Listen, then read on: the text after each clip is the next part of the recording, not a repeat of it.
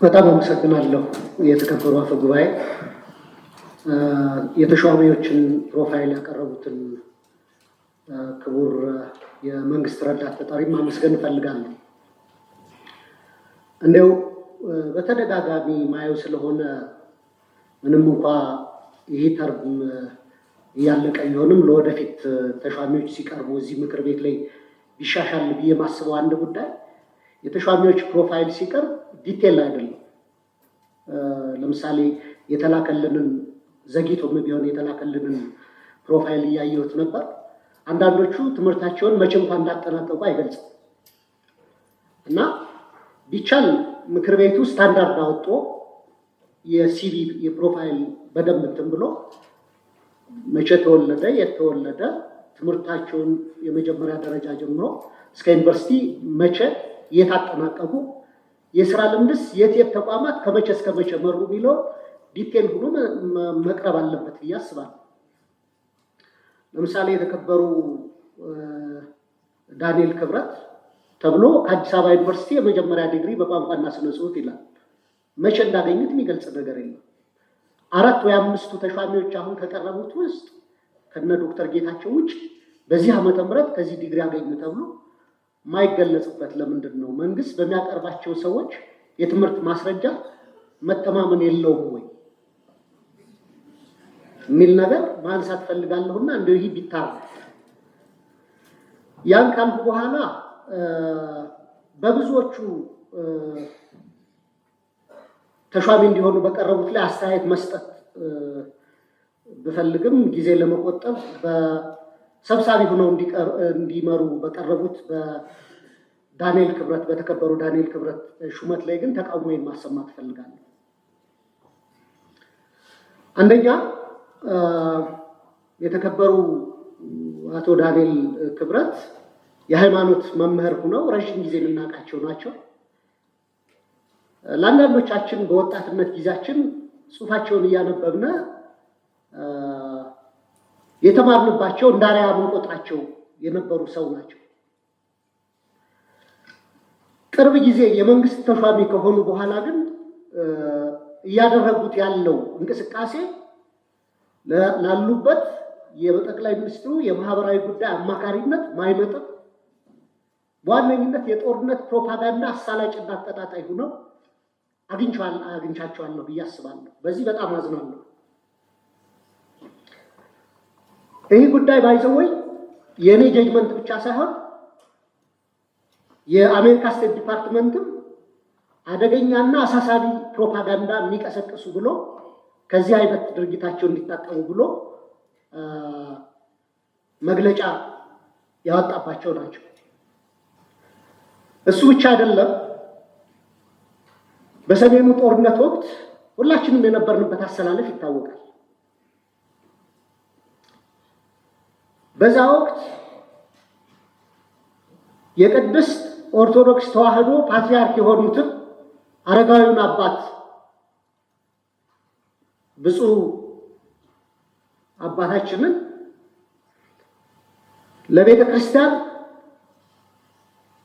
ለምእመኑ ድህነት ለሀገር ደህንነት ስጋት ናቸው ብለው ከአንድ የሃይማኖት መምህር በማይጠበቅ ሁኔታ እኒህን አረጋዊ አባት ከፍ ዝቅ አድርገው በሚዲያ የተናገሩ ስለሆነ ብዙ ኦርቶዶክስ አማኝም በዚህ ስለተከፋ እና የኢትዮጵያ ብሮድካስቲንግ ኮርፖሬሽን ደግሞ የኢትዮጵያ ሕዝብ 10 ብር በየወሩ ከእያንዳንዱ ቤት እየተቆረጠ የሚተዳደር የቴሌቪዥን ጣቢያ ስለሆነ እንደዚህ አይነት አወዛጋቢ ሰዎች በቦርድነት እና በቦርድ አባልነትም በቦርድ ሰብሳቢነትም ከሚመሩት ይልቅ ሁሉንም የሚያስማሙ እኔ ለምሳሌ ዶክተር ጌታቸው ድንቁን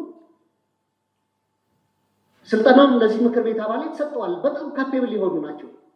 የፖለቲካ አፊሊዬሽናቸውን አላውቅም። በሙያቸው ብቻ ግን እሳቸው ሰብሳቢ ቢሆኑ ፈልጋለሁ። በግል እንደሳቸው አይነት ምሁራዊ ካባቸው የሚያመዝን ከአወዛጋቢነት የራቁ ሰዎች እንዲደረጉ ፈልጋለሁ። የጠቅላይ ሚኒስትሩ የማህበራዊ ጉዳይ አማካሪ ሆነው በኢትዮጵያውያን ማህበራዊ ትስስር ከማጎልበት ይልቅ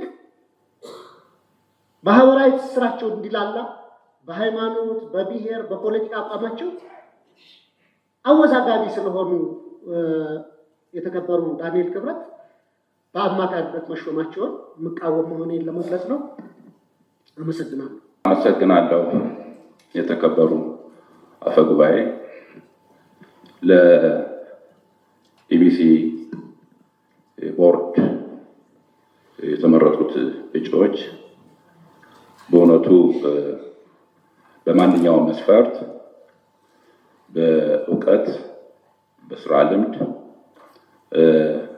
እንዲሁም በተለያዩ ተቋማቶች እና ከእምነትም በጣም አካታች የሆነ ታስቦበት የተሰራ ነው።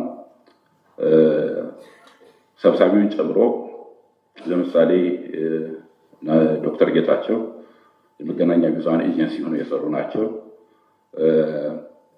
ዶክተር ወርቁም ኤአይ አሁን ወደፊቱ ዲጂታል ወርልድ ስለሆነ በጣም አስፈላጊ ነው። ዶክተር ሌሎችም ብናያቸው በኢንፎርሜሽን ደህንነትም ሁሉ የሰሩ ናቸው እና ታስቦበት ነው የቆዩትም ቢሆን ከፖለቲካ ፓርቲም የአብን ተወካይም አሉ። የሌላ ፓርቲም አካታች የተደረገ ነው እና በሙያም በእውቀትም በደንብ የተሰራ ነው። ይሄ ኮርፖሬሽኑ የበለጠ የወደፊቱን ታስቦ በጥናት ላይ እንደታሰበበት የሚያሳይ ነው። በተለይ ደግሞ ሰብሳቢው ከእውቀታቸው በተጨማሪ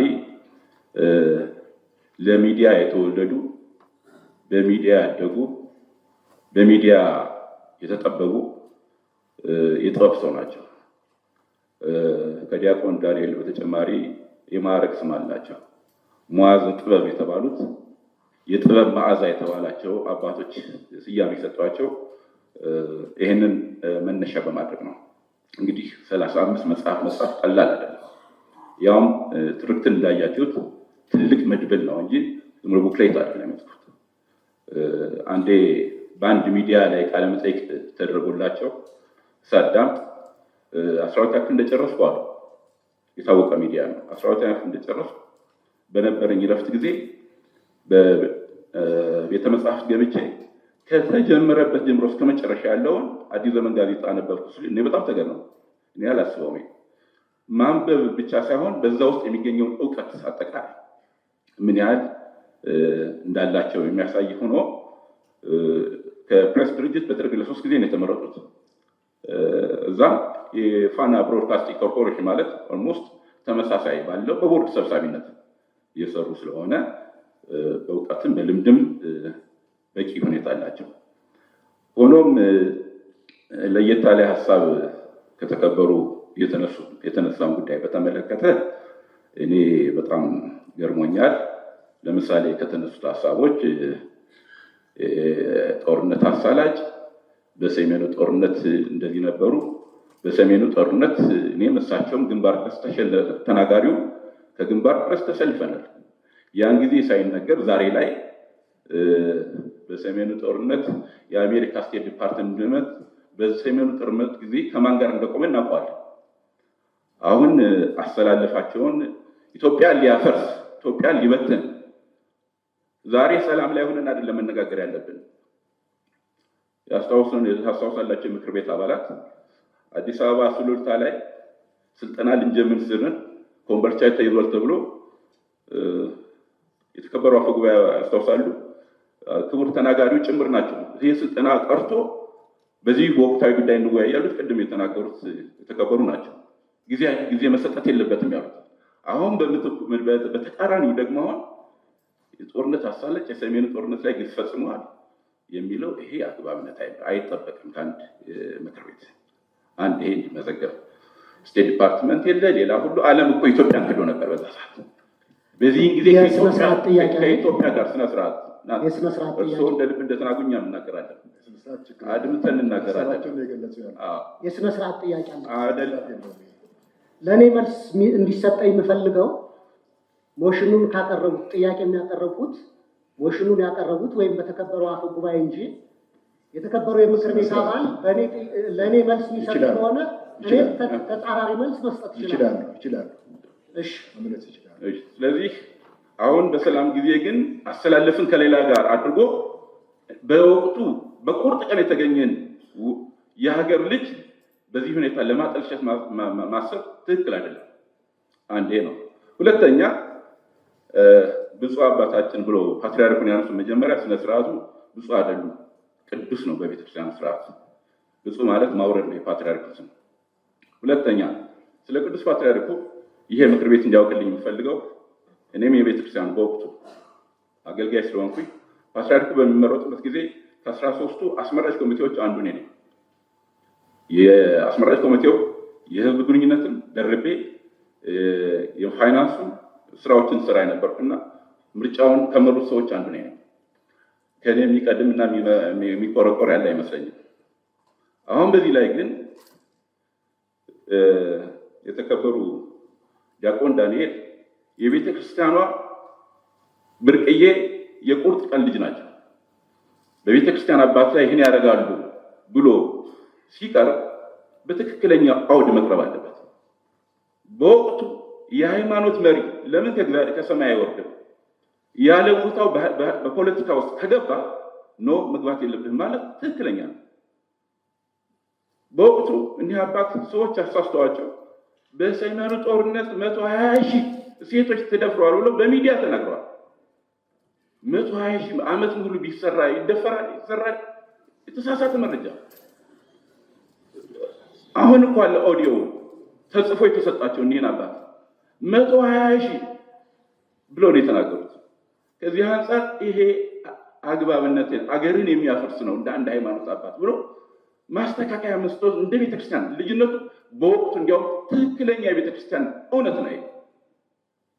አሁን ይሄ እንግዲህ ይሄን የተናገርኩት እና በሌላው የሚዲያ ፍጆታ እንደሚሆን አውቃለሁ። ይሁን እኔ ከእውነትና ከእውነት ጋር ቆማለሁ። በዚህ አንፃር እንዲያው የኢትዮጵያ ብሮድካስቲንግ ኮርፖሬሽን ለመጀመሪያ ጊዜ ትክክለኛውን ሰብሳቢ አሁን አግኝቷል። አመሰግናለሁ። መልስ እንድሰጥ ይፈቀድልኝ የተከበሩ አፈ ጉባኤ። ስነ ስርዓት ምላሽ ይሰጣሉ ስላሉ እንድሰጥ ይፈቀድልኝ። ስነ ስርዓት ይሄ ምክር ቤት ነው። የተከበሩ እርሶም ሀሳቦትን አንጸባርቀዋል። ምክር ቤት ነው። ሌላው ምክር ቤት አባል እኮ ሀሳቡን ማንጸባረቅ አለበት። ይሄ ደግሞ መብት ነው። እርሶ በተለያየ መንገድ በዘለፋም ይሁን በተለያየ መንገድ ሀሳቦት ሲገልጹ ሁሉም ሰው ዝም ብሎ አዳምጧል። እርሶ ባነሱት ሀሳብ ላይ ደግሞ ምላሽና ማብራሪያ ሌላው ሰው ይሰጣል። አፈ ጉባኤው ብቻ አይደለም የሚሰጠው፣ መንግስት ተጠሪ ብቻ አይደለም የሚሰጠው። እያንዳንዱ የምክር ቤት አባል የራሱ መብት አለ። አቋም የመያዝ መብት አለው። ሀሳብ የመስጠት መብት አለው። ስለዚህ እርሶም ከስሜትም ነፃ የሆኑ ይረጋጉ። በእርጋታ ሀገር የሚመራው ሳይረጋጉ ማይክሮፎን መክፈት አይቻልም። ደንቡን ማንበብ ነው። የምክር ቤት አባል እኮ ይሄ የምክር ቤቱን ደንብ ማወቅ አለበት። ማይክሮፎን መንካት የተከለከለ አፈ ጉባኤው እስካልፈቀደ